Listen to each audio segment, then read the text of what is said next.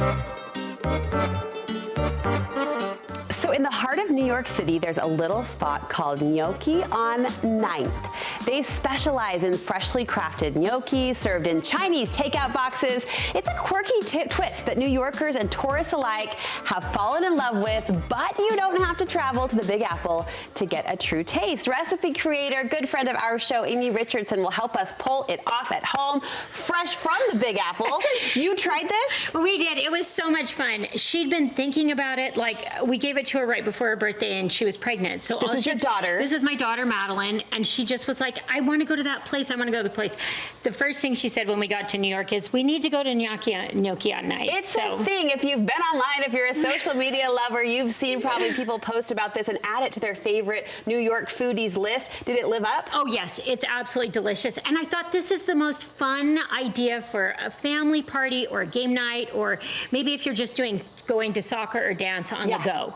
So it's super easy and fun. We're not making the gnocchi. No. I have made it before, but I think it's a little bit tricky. It's hard. It's simple, but you can buy it, and it's easy, and it's delicious. You've got a good fresh recommendation for us. I do. I love this brand, but there's lots of good brands out there. You actually, if you want to do this idea, though, you can use any kind of pasta you want. But the beauty of gnocchi is it cooks in 2 to 3 minutes. I was going to say, we've got a boiling pot here. We're steaming, in fact, giving we should ourselves just a little put facial. it in. So the first time I ever had gnocchi is I was dating this Italian guy in San Francisco. And I mean, he was 3rd generation. They lived in one of those houses where his Aunt Tosca lived on the top. Oh my gosh. And he took me out, and I'd never heard of gnocchi or anything like that. And I had it, and it was so yummy. It's like pillowy and soft. Do you like it? I love it, It's so good. But he also is the one who taught me this recipe. For this sauce? For the sauce. Is this an Alfredo or it's a tomato. A tomato sauce. I have 2. Okay. I have a recipe for an Alfredo, which I'll just talk about mix-ins on that. Okay. But it's super easy. It's super simple. And it's kind of morphed into my recipe over the years, but it started with just basically this. But he used whole tomatoes. Takes a lot longer to cook. Okay. So this is my cheat version. You want to just get crushed tomatoes with like basil in it, but you can also get them where they have like roasted garlic and other herbs in it. Get the seasonings with the sauce. So just get that, and then what you want to do, and I'd never had this before, is you just put a little bit of red pepper flakes in it. Into the oil. Into the oil. Now, if you want garlic, this is the time to put it in. My family doesn't always want to smell like garlic, and so we don't always put it in. But I would think to add those seasonings and those toppings, the garlic and the red pepper, when the sauce is in the pan, but you're saying heat it up with the oil. Heat it up with the oil. And this is how he did it. Okay. And then you just add your tomato. We're so glad you went on this date so you could benefit with this recipe. I mean, he was fake. He was like a Hallmark guy, you know. He was handsome, and we drove along the coast. We don't need him, we his just need a sauce. Car. Yeah. Right.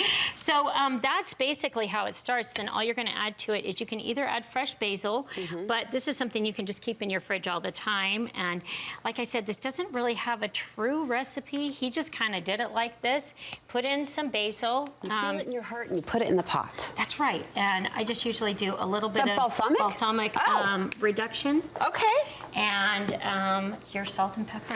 Easy, pure, simple. Yep. Which is how Italian food should be, right? Right. And it is. In fact, we went to the spaghetti factory the other night, and Owen was like, all I wanted was your sauce, not the spaghetti factory. This is the sauce. The key to make it not acidic is you have to add sugar. Oh. So, and you think, why am I adding sugar to that? But you have to take the acidity down. Okay. And then you just kind of mix that, you bring it to a simmer, and in that point, your gnocchi's done. It's pretty much done. Yeah, because when it floats to the top, that's when it's done. Oh, look at that. So, isn't that so that you can actually tell when it's done. In New York in these cute little takeouts. Yes, which I thought was so fun, because then you can just, if you wanted to do it party style, you could just have these out and, have it fun. They do give you a generous serving there, but that you put your sauce on it.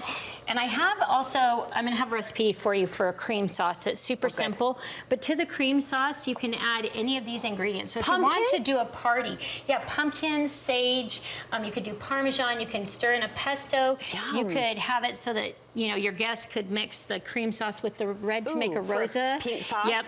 Okay. And then that's pretty much it. And you've got your pasta. Amy, I know it's for dinner tonight. And you're right, a great pasta party option as well. Amy is always serving up delicious recipes for your family families and for your events. How can we follow along with your YouTube channel? Come and find me on Marble and Rosemary, but if you're having trouble finding that, go to Instagram, Amy Parker Richardson. All the links are there. Okay, we appreciate it. Thank Should be you fun. Come for find bringing me. a taste of New York to our studio and to our dinner tables, too.